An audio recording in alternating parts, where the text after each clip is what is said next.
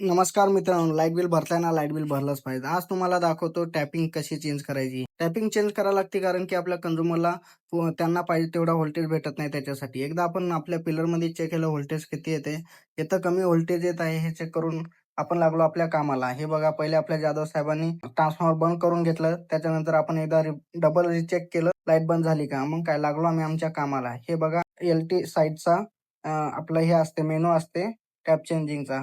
ते बघितल्यानंतर झाल्यावर इकडे आपण तुम्हाला सांगतो पहिले आपल्याला काढून घ्यायला लागतील प्लेट. प्लेट काढून घेतल्यानंतर ट्रान्सफॉर्मरच्या अंदरचा नजारा तुम्हाला असं काय दिसेल हे बघून घ्या. हे आपल्या आता सध्याला 3-4 वर आपले पट्टी लागलेली आहे. नंतर आपल्याला लावायची आहे 4-5 वर. आपल्याला एक टॅप वाढवायचा आहे म्हणजे आपल्याला व्होल्टेज भेटून जाईल बरोबर. हे बघा आपलं तिन्ही याच्या आपण एक टॅप वाढवलेला आहे आणि त्याची फिटिंग पण करून झालेली आहे. हे बघा ती आपली टॅपिंग पट्टी आहे. त्याच्या पाठीमागे ते रिंग आहे त्याला काय म्हणतात ते कमेंट्स मध्ये करा. आणि हे बघा आपल्या तिन्ही पट्ट्या चेंज करून झालेल्या आहेत आणि नंतर आपण आपला ट्रान्सफॉर्मर चालू केलेला आहे. चालू केल्यानंतर आपण आपल्या पिलर मधले ते फ्यूज काढले होते ते सर्व फ्यूज टाकून घेतल्यानंतर आपण लागलो आपलं व्होल्टेज चेक करायला. व्होल्टेज चेक केल्यानंतर आपले तिन्ही व्होल्टेज बरोबर आलं. नंतर आपण 440 याचा पण व्होल्टेज चेक केला आणि हा पण व्होल्टेज बरोबर आला. चला मित्रांनो, हा व्हिडिओ तर संपलेला आहे. भेटूया आपल्या पुढच्या व्हिडिओमध्ये.